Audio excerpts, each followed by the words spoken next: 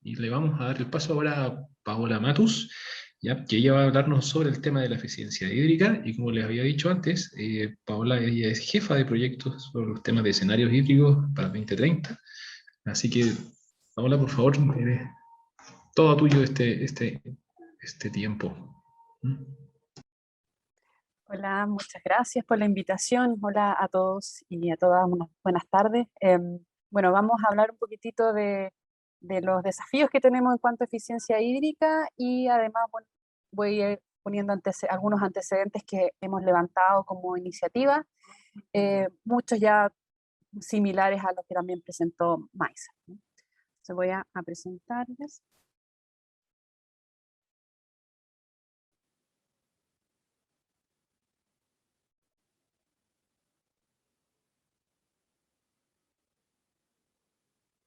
Ay, no sé si la están viendo. Ahí está el modo presentación. Sí. Ya, bueno, mi nombre es Paola Matu, yo soy jefe de proyecto de la iniciativa Escenarios Hídricos 2030 y vamos a hablar un poquitito, ¿no es cierto?, como les dije, de los desafíos que tenemos en eficiencia. Poniendo primero estos titulares que también tocaba, ¿no es cierto?, Maisa, ¿no?, que la magnitud que hoy tenemos del problema. El 2019 fue bien crítico, se decretaron muchas zonas de escasez hídrica, las noticias hablaban de embalses con una capacidad bajo lo normal, etcétera, ¿no? Mucha noticia, la noticia estuvo muy en boga sobre cuál era la magnitud del problema, expertos hablando del sobreconsumo que tenemos en el país, etcétera. Y bueno, dos causas fundamentales de esta magnitud del problema: efecto del cambio climático, por un lado, y por el otro lado, la sobreexplotación del recurso hídrico. Poniendo antecedentes, aquí pueden ver dos mapas, que son, de hecho, esto fue un estudio hecho por el CR2 para la iniciativa de escenarios hídricos, que fue nuestra primera publicación, que fue escenarios hídricos, que fue radiografía del agua, perdón. Y en el mapa izquierdo pueden ver la tendencia de precipitación en el 2000 al 2014. En rojo pueden ver toda la zona norte hasta Puerto Montt aproximadamente. Hay una tendencia de precipitación eh, a la baja, ¿no es cierto?, importante. Y en el mapa del lado derecho van a ver la tendencia de evapotranspiración en el mismo rango de años, donde nos dice que hay una evapotranspiración alta, ¿no? Todo lo que está en rojo. Entonces, si uno dijera combinar estos dos mapas y en un balance simple, uno podría decir, ok, por efectos de la temperatura hay una mayor evapotranspiración, y hay una menor, a la vez se está generando una menor precipitación, por lo tanto el balance va a dar negativo. Y eso es lo que hoy llega y se conjuga para generar que les hemos llamado la sequía meteorológica. Hay algunos antecedentes que se han decretado a nivel internacional también, ¿no es cierto? El 76% de la superficie de Chile está afectada por sequía, desertificación o suelo degradado. Chile es uno de los países que está proyectado al 2040 para que tenga un estrés hídrico extremadamente alto. Y también lo que mencionaba Maisa, ¿no es cierto? En los últimos 5 años se ha gastado más de 150.000 millones de pesos en camiones aljibes en 10 regiones aproximadamente. ¿Ya? Esos son valores y son antecedentes, ¿no es cierto?, que tenemos en cuanto a la sequía meteorológica que nos aqueja. Otro indicador importante para poder visualizar es la brecha hídrica, que básicamente es un indicador que relaciona, es un cociente entre el consumo y la oferta hídrica.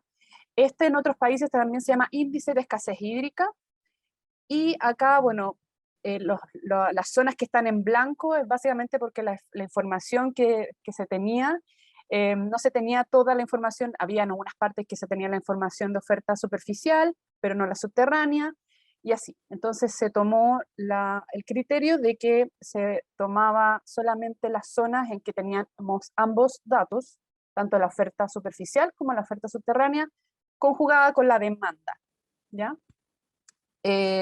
Bueno, y como conclusión, pueden ver que zonas rojas y zonas naranjas son mayoritariamente, por lo tanto, eso es lo que nos dice que hemos superado el umbral de consumo máximo para que no haya una presión a los ecosistemas tanto acuáticos como terrestres, ¿ya? Y a pesar de la situación, continuamos, ¿no es cierto?, en expansión y se proyecta incluso aumentos en la demanda del recurso. Acá otro antecedente, ¿no es cierto?, ya vamos al consumo productivo de agua por región. Acá vamos a ver dos indicadores, que uno es la huella azul. La huella azul es, van a ver todas las actividades productivas que dependen de la extracción de agua dulce, tanto de agua superficial como subterránea, y hay otras áreas productivas, ¿no es cierto?, que se abastecen de huella verde, que es las precipitaciones. En ellas están las forestales y están las agricultura de secano. Entonces, como pueden ver ahí en la gráfica, de la zona centro-norte mayoritariamente hay un consumo de huella azul, y desde la zona centro-sur, digamos, hay un mayor consumo de huella verde, lo que hay que tener en consideración, porque como hablamos anteriormente, la tendencia, y lo que también mencionó Aiza, la tendencia de precipitaciones va a la baja. Entonces, si tenemos actividades productivas que están dependiendo de la precipitación, hay que poner ojo ahí, porque esas actividades productivas, si ya está habiendo menos precipitación, están sacando agua de otro lado también, ¿ya? Y aquí un poco como en perspectiva, ¿no es cierto?, cuál es la distribución de consumo de agua que tenemos hoy. Si solo miráramos la huella azul, o sea, extracción de agua dulce, tanto subterránea como superficial, podemos decir que mayoritariamente es el que tiene mayor consumo es la agricultura, más de un 80%, luego viene el agua potable con un 6%, y minero casi 4%, y así, y ahí va disminuyendo. Pero si agregáramos la huella verde, o sea, agregáramos los sectores productivos que se abastecen con precipitación, este gráfico cambia, y el primer lugar se lo lleva la forestal con un 59%, seguido del sector agrícola. Entonces, si vemos este mapa, nosotros podríamos, y tenemos que poner metas de eficiencia para poder mover la aguja de esto, claramente tiene que ir hacia el sector, ¿no es cierto?, agrícola, que es uno de los mayores consumidores, no dejando de lado lo otro, pero sabemos que el que va a mover mayor la aguja va a ser el sector agrícola, si es que aplicamos eficiencia en ese sector. Y aquí un poquito más de antecedentes, ¿no? ¿Cuál ha sido la evolución de exportaciones de Chile en millones de dólares? Si pueden ver, el de alimentos es el que ha sido exponencial su crecimiento y su exportación, tanto así que somos primer exportador mundial de un montón de productos alimentarios, como arándanos, uvas frescas, cerezas, manzana deshidratada, ciruela, etc. También el forestal también ha aumentado, pero en comparación con alimentos es 14 veces lo que hemos aumentado en exportación de alimentos. Eso es otro antecedente para tener en cuenta de por qué tenemos también esos niveles de consumo en la agricultura. Y aquí un poco para que hicimos en escenario nosotros un análisis del árbol de problemas, voy a hacer un ejemplo de la cuenca del Maule, para que puedan visualizar cuáles son los problemas que se levantan cuando tú vas al territorio y cuáles son los efectos finalmente que estos producen, ¿ya? Por ejemplo, uno de los primeros es gestión hídrica y gobernanza. Sabemos que hay problemas, ¿no es cierto?, de coordinación, de institucionalidad, de información, de fiscalización. Hay mucha desconfianza entre sectores y eso es una de las principales presiones que hoy tiene las cuencas. En este caso, como ejemplo, la cuenca del Maule. Otro de las grandes presiones es el cambio climático, ¿no es cierto?, aumento de temperatura y disminución de precipitaciones, que ya, ¿no es cierto?, se ha dicho. Y ahí los sectores que más se ven afectados son la agricultura y el sector forestal. Porque, bueno, hay un aumento en la tasa, como dice, de consumo de agua, ya que va a haber una mayor evapotranspiración.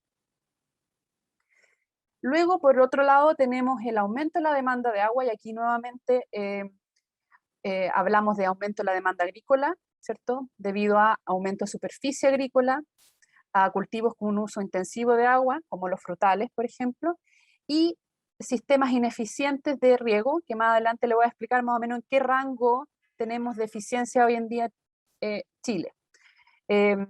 Y bueno, aumento también en la demanda industrial y por supuesto en agua potable debido al crecimiento de la población. Y otras presiones que tenemos, bueno, menor disponibilidad de agua superficial, cambios en la temporalidad y cantidad que afecta específicamente a las hidroeléctricas, ¿no? Ya no tienen el mismo volumen para hacer funcionar la turbina. Tenemos también deterioro en la calidad del agua debido a varios factores, ¿no es cierto? Entre ellos, bueno, hay explotaciones ganaderas, industria y agroindustria, agroquímicos de la agricultura, y esto es básicamente por contaminación difusa, que también se puede solucionar con medidas de optimizaciones de riego efectivas, ¿no es cierto?, que no generen una contaminación difusa debido a los agroquímicos.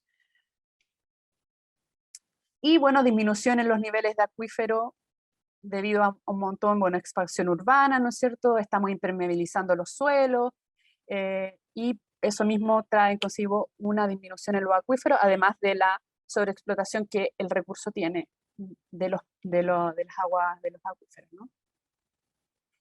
Bueno, ¿eso qué efectos tiene? Aumento en los costos de la producción, tanto en el tratamiento de agua potable, por el tema de la calidad, y también mayores energías, por ejemplo, bombeo, ya no hay agua a 30 metros, tenemos que profundizar pozos a 80 metros, y eso significa también energía para bombear esa agua. Y que finalmente sucede que hay restricciones al desarrollo de la agricultura y a la cadena productiva, hay insuficiente satisfacción para agua potable rural, que eso es lo que conlleva a que tengamos tanto gasto en camiones aljibe, y por supuesto, y lo más importante, degradación de ecosistemas y la calidad de agua. Entonces, si nos ponemos en una cuenca, ¿no es cierto? La cuenca normalmente está sectorizada, y nosotros le hemos llamado al sector como de ahorro, que es la parte intermedia de la cuenca, que es donde vamos a encontrar los sectores productivos mayoritarios, ¿no es cierto?, en las cuencas. Bueno, y ahí nos encontramos con, ¿cierto?, en resumen, varios problemas: conflictos por el uso del agua, la expansión agrícola, a la vez expansión urbana, hay cambios de uso de suelo, ¿cierto?, de agrícola secano, como dijimos, la agrícola secano se abastece de lluvia, pero si ya no hay lluvia, me cambio, ¿no es cierto?, paso a tener sistemas de riego, así que es una nueva presión para la cuenca. Bueno, y usos intensivos de agua para los acuíferos, hay una baja tecnificación, cultivos con alto consumo de agua, y problemas también de calidad de agua, ¿ya? Entonces, en general, este es como, nosotros le hemos llamado el sector como el que uno puede generar ahorros.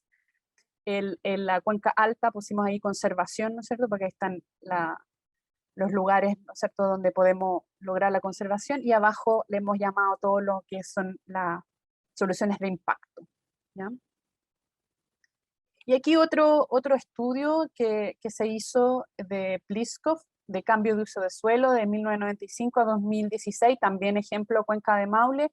Ahí podemos ver, ¿no es cierto?, cómo ha ido expandiéndose las forestales, por ejemplo, un 9,8%, un 1,8% de expansión agrícola, y con ello se ha perdido ecosistemas, por supuesto. Ahí tenemos un 36% del bosque caducifilo, 26% bosque esclerófilo, 24% de espino, ¿ya? Eso es para más o menos que tengan el escenario de cómo ha ido moviéndose, ¿no es cierto?, el cambio de uso de suelo. Bueno, debido a todo el escenario anteriormente planteado, escenarios hídricos bajo un trabajo de co-construcción y de levantamiento de los problemas de las cuencas, propone como solucionática bajo ejes de transición hídrica, que les hemos llamado, ¿ya? O sea, toda la solucionática para lograr la seguridad hídrica hemos propuesto de que sea en base a 4 ejes. El eje 1, y es el que moviliza a los otros ejes, es el gestión e institucionalidad del agua. El eje 2 es todo lo que es la conservación y protección de nuestro ecosistema hídrico. El eje 3, eficiencia y uso estratégico del recurso hídrico. Y el eje 4, que es la migración y incorporación de nuevas fuentes. Y ahora, ¿no es cierto?, vamos a hablar específicamente de la eficiencia y uso estratégico del recurso hídrico, que era para darle un poquito de antecedente de cómo estamos, ¿no es cierto?, a nivel país. Aquí, bueno, tenemos una tabla, ¿no es cierto?, de la estimación. Se hizo una estimación de la eficiencia. Se dan cuenta, la eficiencia actual que tiene el país no supera en promedio 45%, 50%. Cuando, bueno, en general, a nivel internacional, se habla de un 90% el óptimo, ¿ya?, de eficiencia. En el país tenemos muy baja tecnificación al respecto. Y bueno, si nosotros nos pusimos en un escenario, si se pone un 70% de eficiencia a nivel país, ¿cuáles serían los volúmenes disponibles? Y ahí tenemos que a nivel nacional tendríamos disponibles 162 metros cúbicos por segundo, mayoritariamente concentrados, como pueden ver ahí, en la zona centro-sur, donde ahí, bueno, hay varias consideraciones, ¿no es cierto? Ahí se consideraron el 1.000.000 de hectáreas de riego que hoy tiene, de acuerdo al censo 2017, y además se consideró que aún así dejando un 20% del volumen ahorrado para caudal ecológico, ¿ya? Se dan cuenta, ahí hay una brecha importante que uno puede abastecer a medida de que avance en la eficiencia hídrica. Y aquí otro dato ahí para que lo visualicen en un mapa, ¿no es cierto? Aquí está la cuenca, a su izquierda está la cuenca del Maipo y a la derecha está la del Maule. Se pueden dar cuenta, las eficiencias de riego van entre un 20 a un 40%, mayoritariamente de las zonas rojas, y las amarillas, nosotros están ahí de un 40 a un 60%. Y ahí nos movemos, ¿no? Muy poquitas zonas están sobre el 60%. Entonces ahí también, haciendo una estimación similar, ¿no es cierto?, de la cuenca del río Maipo, podríamos ahorrar 15,65 metros cúbicos segundo, que equivale hoy en día a casi el 40% del consumo actual. Y en la cuenca del río Maule, también en valores similares, 32 metros cúbicos, que equivale al 38% del consumo actual que tiene la agricultura en esa cuenca. ¿Ya? Por lo tanto, ahí nuevamente volvemos a ratificar la importancia de generar sistemas de eficiencia para los territorios, ¿no es cierto? Y con eso abordar las brechas que tenemos en las cuencas. Y aquí, brevemente, hay un montón de iniciativas de optimizaciones de riego. Yo sé que, bueno, al bloque de la tarde además van a hablar de las soluciones, pero aquí brevemente, ¿no es cierto?, hay un bloque gigante de optimizaciones de conducción, almacenamiento y distribución. Ahí puse mantas de hormigón, por ejemplo, mejoramiento y reconstrucción de canales, hay celdas de propileno que se ponen bajo la tierra, que lo que hace es como utilizarlo como un acuífero o como un embalse, digamos, subterráneo, pero el embalse subterráneo, esta tiene la ventaja, ¿no es cierto?, de que no vamos a tener evaporación, ¿no es cierto? Hay optimizaciones del uso de agua por sistemas de riego, ¿no es cierto?, optimizados, de goteo, microriego, hay riego subterráneo, también tenemos, iniciativas de agricultura vertical, hay sistemas de hidrogel que lo que hacen es, pues lo pones en la raíz de la planta y lo que hace es ocupar el agua justa que necesita la planta. Bueno, hay en el otro lado reducción de demandas que tiene que ver más con cambio de vegetación, cobertura de techo, a nivel ya más domiciliario, ¿no es cierto?, estanques y lavamanos unificados, recambio varietal para especies que consuman menos recurso hídrico, y optimización en la gestión del agua que tiene que ver, ¿no es cierto?, con automatizaciones, con aplicaciones móviles que puedan hacer una gestión más adecuada de acuerdo a la humedad, de acuerdo al tipo de planta, etc.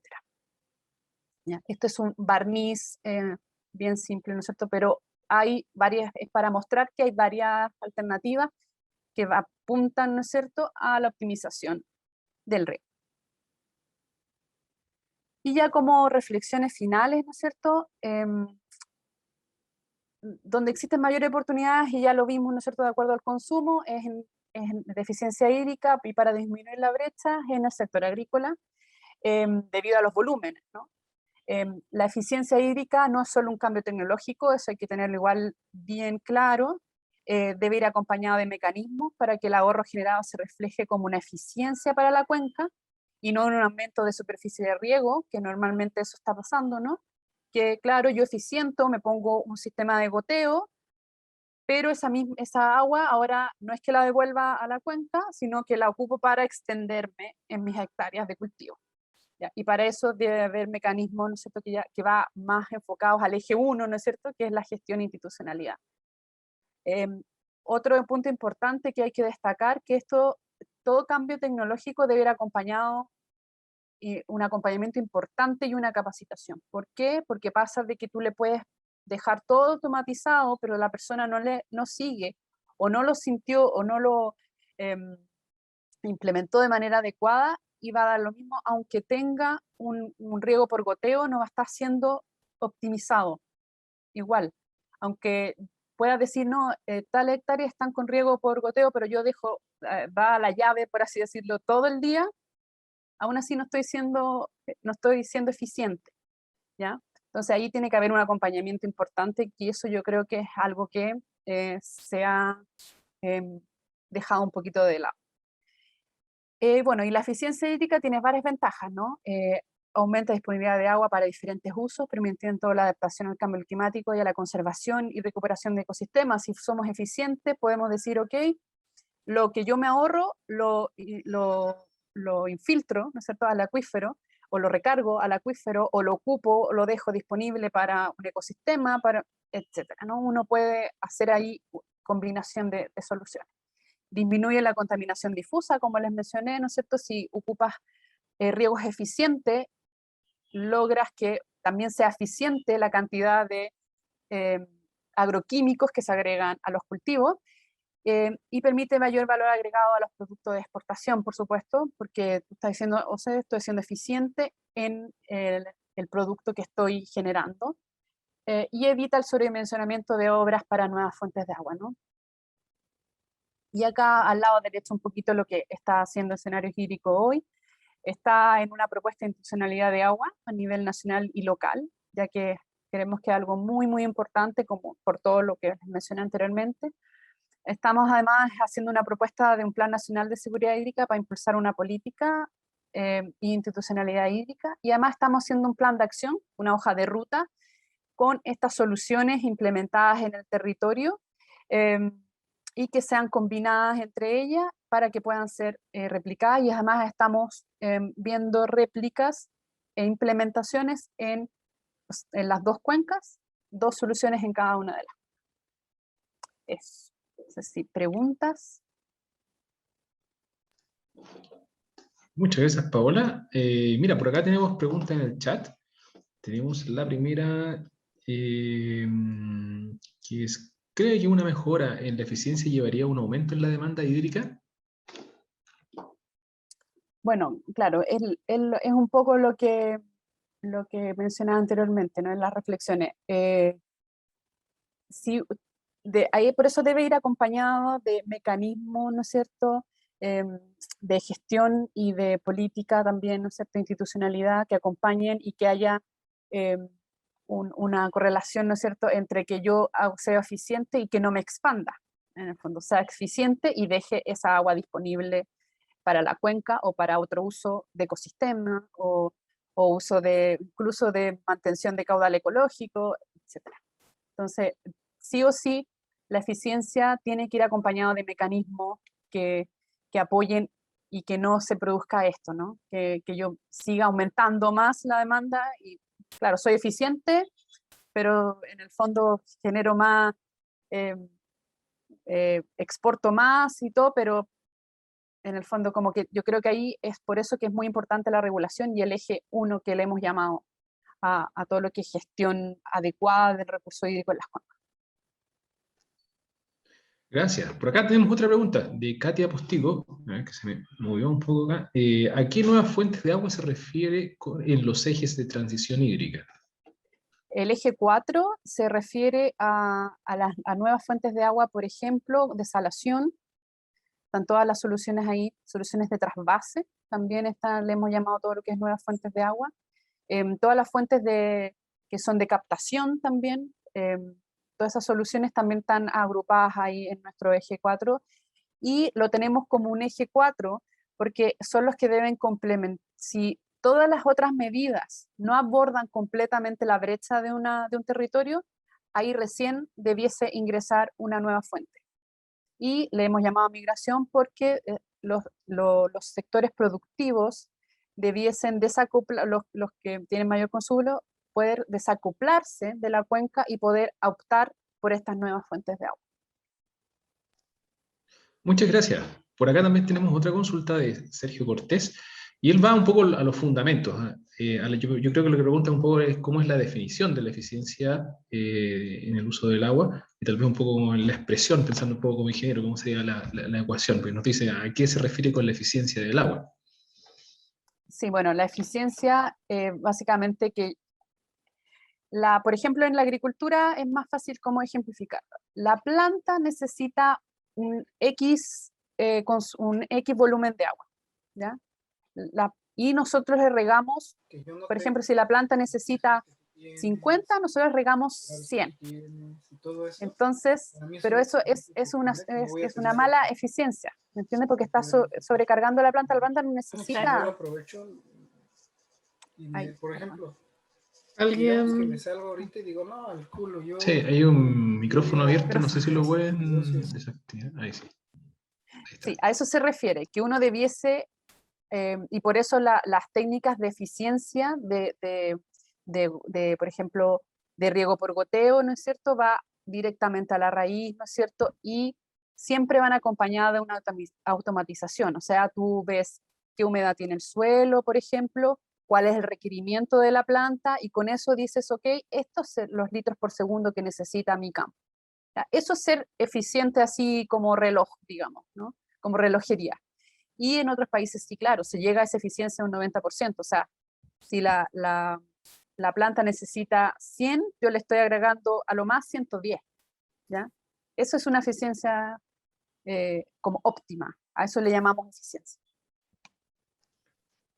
Muchas gracias. Por acá tenemos otra consulta más. Dice, bueno, una consulta para la relatora: ¿cómo ha sido el acceso a la información? ¿Qué cree que puede hacer falta para avanzar en las mejoras ya señaladas? Sí, bueno, en general la información, si bien nos pasó en la radiografía del agua, ¿no?, que fue nuestra primera publicación, ahí no hay información nueva, es información que existe y que existe en la DGA, ¿no es cierto?, en los ministerios. Esa información estaba muy degregada. Entonces, lo que nosotros finalmente lo que hicimos fue como integrarla, digamos, y generar indicadores simples para poder hacer las lecturas simples. Pero claro, en los accesos de información hay informaciones que faltan, definitivamente. Pero, por ejemplo, la información de pozos de agua subterránea, hoy en día para poder decir que hay una tendencia a la baja de los pozos, etcétera, falta información porque falta, más que pozos, porque existen muchos pozos, hay falta como frecuencia de poder como analizar esos datos, ¿ya? En el fondo no hay mediciones frecuentes. Entonces, si no hay una medición frecuente, no nos puede hacer un análisis estadístico, por ejemplo, de las tendencias. Entonces, en esas cosas, ahí todavía falta, pero es básicamente por las limitantes que tiene también nuestra institucionalidad, ¿no? No hay suficientes fiscalizadores y así un montón de cosas que se limita, entonces no logramos como tener esos datos. Ojalá que quisiéramos más precisos, por lo tanto, normalmente hay datos, tienen más datos en algunos casos los privados que nuestras instituciones públicas, pero nuestra información fue de instituciones públicas, ¿no? Información digna. Muchas gracias. Mira, por acá tenemos otra pregunta de Nicole Fruns. Dice, ¿cuánta agua consumen las plantas de generación eléctrica versus la agricultura? Creo que habría aparecido en algún gráfico, lo cual es bueno recordarlo. Sí, lo que pasa es que la de generación eléctrica, ojo que no es hay que diferenciar. Hay un que es consumo consultivo y hay uno que es el consumo no consultivo. En general, las hidroeléctricas están categorizadas como un consumo no consultivo, o sea, lo ocupan, pasan por la turbina, generan electricidad y se devuelven. Ahora, eso no significa que no generen efectos, igual generan efectos en el ecosistema, pero en cuanto al consumo como tal, solamente se considera el consumo de evaporación de los pondajes, ¿ya? Las hidroeléctricas grandes tienen pondaje, o sea, embalses grandes, y ese es el consumo que se consideró, al menos en el cálculo que se hizo en la radiografía del agua. Perfecto, perfecto. Vamos ya cerrando con las últimas dos consultas. La penúltima es de Cristóbal Ardiles: si es sostenible solo aumentar la eficiencia hídrica de la agricultura o también debe considerarse disminuir la cantidad de exportaciones. Es una buena pregunta. Yo creo que hay que llegar a un equilibrio. Se debe llegar a un equilibrio que tenga como objetivo final un poco lo que hablaba Maisa de la seguridad hídrica de los territorios. Creo que tiene que llegar a un equilibrio. No podemos expandirnos por siempre em, sin afectar nuestro entorno, sin afectar a comunidades, a ecosistemas. Yo creo que sí hay que hacer, es un ejercicio que hay que hacer de manera equilibrada para lograr y tener un fin mayor, ¿no? Que es el de seguridad hídrica, definitivamente. O sea, no podemos como solamente, y no se puede solucionar con una sola solución, digamos, no soluciona todo el problema. Tiene que, como lo mencionamos, y un poco el espíritu de los 4 ejes, ¿no? El espíritu de que una sola solución no nos va a solucionar todo el problema que tenemos en los territorios, sino tenemos que hacer un conjunto de soluciones para abordarlo. Súper. Y ya sería, yo creo, la última pregunta para respetar el programa. Es de Pablo Pinto. Cuando hablamos del uso doméstico eficiente del agua, han habido métodos que están apareciendo de reutilización de aguas, por ejemplo, aguas grises. Sin embargo, hay brechas legales que dificultan su implementación, como necesidad de test de los químicos presentes, los cuales varían con el uso de las personas esté usando en dicho momento, y la necesidad de usar tuberías de un color que no está disponible para el mercado. ¿Existe algún incentivo o plan para trabajar en estas medidas para así ayudar a que más personas puedan reutilizar su agua para uso doméstico en riegos de patios, por ejemplo? Sí, mira, a nivel urbano es verdad lo que le indica. A nivel urbano hay una complejidad más bien legal. Está en camino, esperemos que avancemos en eso. Nosotros eh, hemos estado como trabajando más bien, ¿no es cierto?, en lograr movilizar este tema. Creemos que el reuso es muy, muy importante, pero hay casos, bueno, y Fundación Chile trabajó en un caso más bien rural, em, en la cuarta región, donde lo que se hizo fue reusar el agua de una PR, ¿no es cierto?, y regar una plantación de alfalfa, y bueno, eso tuvo beneficios muy importantes para la región. De hecho, como antecedente, ¿no es cierto?, en el momento del 2019, que hubo esta sequía gigante, fue un sector que se abasteció muy bien, ¿no es cierto?, porque tenía alfalfa para sus animales, entonces no se le morían. Lo que sí sucedió en otros sectores, y fue solamente con el reuso, ¿no es cierto?, del agua de la APR que tenía esta comunidad. Pero sí se puede hacer de a poquitito, es un paso a paso, y, y es algo que tiene que ir movilizando de a poco, pero sí, yo creo que sí es un tema que se puede avanzar de manera importante. Súper. Mira, me avisen por acá, por interno, que tenemos un par de minutitos más, y yo creo que aprovechemos la oportunidad de hacerle preguntas a Paola, ya que la tenemos en este momento. Tal vez lanzo una pregunta yo, que un poco apunta al tema de un punto de eficiencia, más o menos. ¿Han evaluado más o menos cuánto es la inversión para agregar un punto de eficiencia, por ejemplo, en un determinado territorio, un determinado cultivo, alguna determinada actividad industrial? Yo sé que eso es bien complejo, pero ¿habrá algún proyecto piloto que haya logrado medir más o menos cuánto cuesta aumentar un punto en eficiencia? Sí, o sea, hoy en día, de hecho, en eso estamos trabajando en escenarios, porque, bueno, como parte de los productos que demostré es generar esta hoja de ruta, y la idea es que la hoja de ruta, por supuesto, tenga ahí las soluciones, medidas y acciones valorizadas, ¿no? Que tenga un costo, y además tengamos algún tipo de curva de abatimiento. Ese es como nuestro producto, ¿no es cierto?, para decir, este es el volumen que aportaría con este costo. ese es un poco el trabajo que estamos haciendo hoy en día. Sí, pero estamos ahí, sí, no es nada simple, porque hay que, no es nada simple, pero sí, en eso estamos trabajando. Esperamos tener eso a fin de año. Claro. Sí, porque justamente eso es uno de los temas que, por otras cosas, en otro proyecto estudiantil estábamos revisando y tratando de llegar un poco a ese número, y justamente una de las dificultades es la disponibilidad de información por parte de privados, que realmente abrir su hoja de costo es compleja, porque es información clasificada, que no todos la abren, y también tiene que ver en el fondo con procesos industriales, que es una cosa que la gente no abre su negocio así como así. Pero justamente yo creo que sobre todo en el mundo del agro, donde tenemos, y los forestales, donde tenemos una oportunidad, digamos, de reducir, digamos, el uso no eficiente de Frentón, la posibilidad de contar con una hoja clara de cuánto cuesta, el punto extra de eficiencia sería una cosa de gran ayuda para tomar mejores decisiones, digamos. Claro que sí, claro que sí. Bueno, Paola, muchas gracias por tu tiempo, muchas gracias por la contribución Bueno, gracias a y ustedes por la compartir tus invitación. conocimientos. Yo Muy creo, buena iniciativa. Felicitaciones a ustedes.